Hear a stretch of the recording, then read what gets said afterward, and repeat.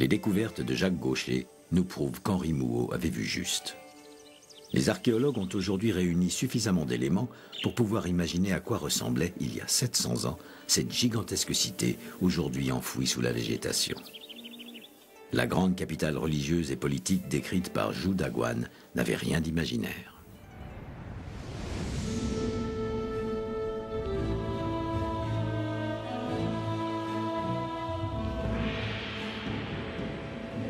C'est parce qu'ils avaient vu ces monuments que les marchands qui ont traversé les océans nous ont si souvent parlé du riche et noble Cambodge.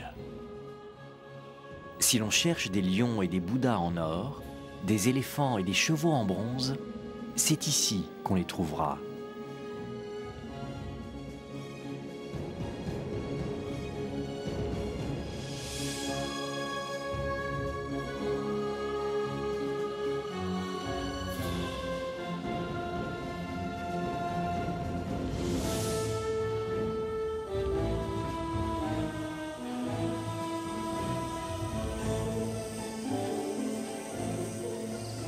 Les inscriptions du Bayonne, le gigantesque temple érigé au centre d'Angkor Thom, ont appris aux archéologues que cette cité était la capitale du plus grand des monarques khmers, Jayawarman VII, qui régna sur le Cambodge entre 1181 et 1219.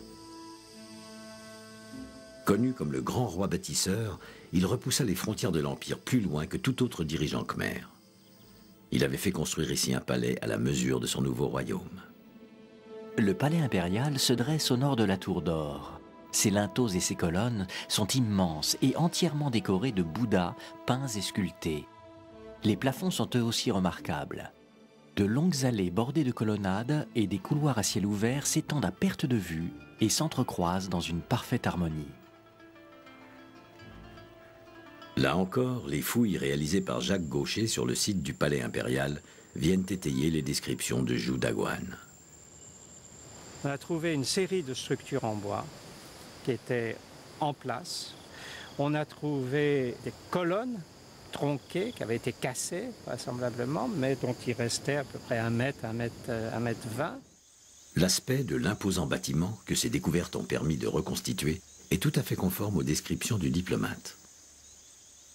Les éléments découverts aux abords du palais impérial nous livrent une image des rois khmers régnant en monarque absolu sur leur peuple. Les récits de Zhou Daguan viennent ajouter les détails de la vie à cette image. Chaque fois que j'ai été reçu au palais pour une audience auprès du roi, il est apparu accompagné de son épouse principale et est venu prendre place dans l'embrasure de la fenêtre d'or de la grande salle d'audience.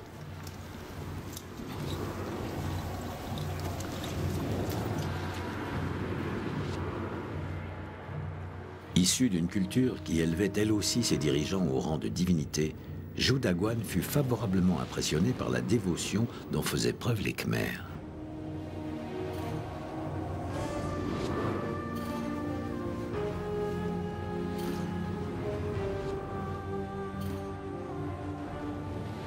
Ces gens savent ce qui est dû à un roi. La dimension mythique du monarque apparaît clairement dans une légende qu'il relate dans ses mémoires. Mais peut-être faut-il y lire aussi l'influence du regard d'un voyageur chinois du XIIIe siècle. Une tour en or s'élève du palais, et chaque nuit, le roi se retire à son sommet pour dormir. Il est communément admis qu'un génie à la forme de serpent à 9 têtes vit dans cette tour. Il est le maître de tout le royaume. Chaque nuit, le génie apparaît sous la forme d'une femme à laquelle le souverain s'accouple. Si une nuit le génie n'apparaît pas, c'est que la mort du roi est proche. Si le roi vient à manquer son rendez-vous, une catastrophe s'ensuivra rapidement.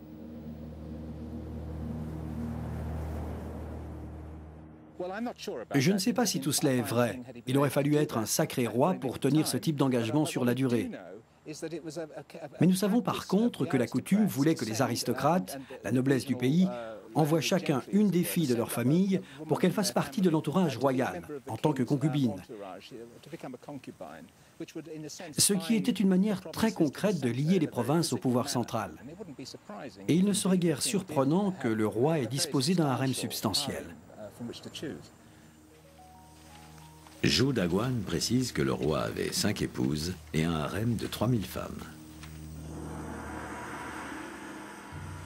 Le roi sortait rarement de son palais, mais Zhou Daguan mentionne une de ces occasions, les fêtes du Nouvel An.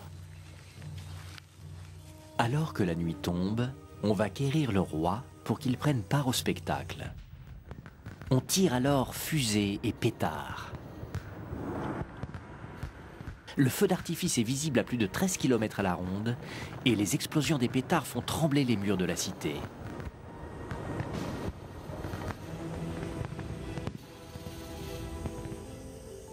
Le roi était secondé par une armée très hiérarchisée de bureaucrates dont on trouve la représentation sur les bas-reliefs d'Angkor. On trouve dans ce pays toute une cohorte de ministres, généraux, astronomes et autres fonctionnaires. Puis viennent toutes sortes d'employés subalternes qui ne diffèrent des nôtres que par le nom. Ils étaient probablement les descendants des fonctionnaires nommés par Jayawarman 5 siècles auparavant. Mais il est un point sur lequel les écrits de Zhou Daguan restent vagues, le nombre d'habitants qui peuplaient cette cité. Des inscriptions découvertes sur le temple de Taprom nous fournissent quelques indications. Nous savons que ce temple abritait au moins 12 000 personnes, dont un certain nombre de grands prêtres, un peu plus de 650 danseuses et divers autres officiants dont le rôle était d'entretenir le temple et d'accomplir les devoirs rituels. Si un seul temple occupait 12 000 personnes, quel pouvait être le chiffre global de la population d'Angkor Thom? Les recherches de Jacques Gaucher sont encore en cours, mais elles lui permettent déjà de formuler une hypothèse. Et selon lui, la ville devait abriter entre 90 000 et 150 000 habitants.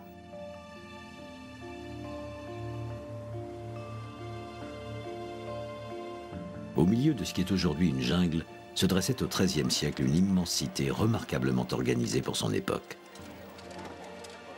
C'était bien Angkor Thom qu'avait décrit Zhou Daguan.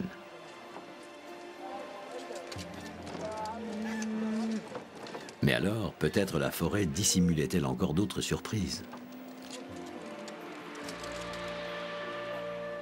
Comment savoir si tous les temples découverts alentour n'étaient pas eux aussi entourés d'habitations?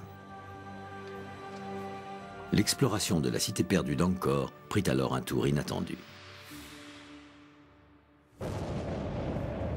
En 1994, des archéologues réussirent à persuader la NASA d'accepter une mission exceptionnelle.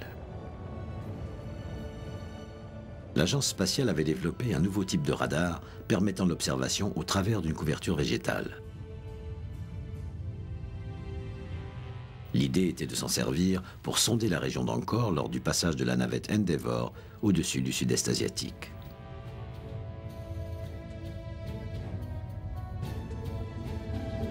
Cette expérience livra une série d'images couvrant une bande de 10 km de large sur 100 de long. Pour la première fois, les scientifiques eurent ainsi accès à une vision globale de la zone couverte par des infrastructures urbaines à l'époque de leur plus grande extension. Ce fut une découverte capitale. Ces images révélaient la présence d'un réseau de routes et de canaux qui convergeaient vers les murailles d'Angkor Thom. Elles nous montraient ainsi que toute la région contribuait à ce qu'on appellerait désormais la zone centrale d'Angkor. Elles dessinaient la carte d'une zone habitée dont la superficie au XIIIe siècle était comparable à celle du Grand Paris d'aujourd'hui. Le défi était maintenant de retrouver sur le terrain les traces de ce qui avait été repéré depuis l'espace. Il faut imaginer que Angkor, c'est quand même une surface d'à peu près 400 km² et qu'on n'aura jamais fini de fouiller tout ça. On ne sait pas, il y a des tas de choses qu'on ignore, d'autant plus que pendant très longtemps, on a été ébloui, à juste titre, par les temples, et que par conséquent, on n'a pas eu le temps, ni les moyens, ni le temps, oui, de creuser pour en savoir plus.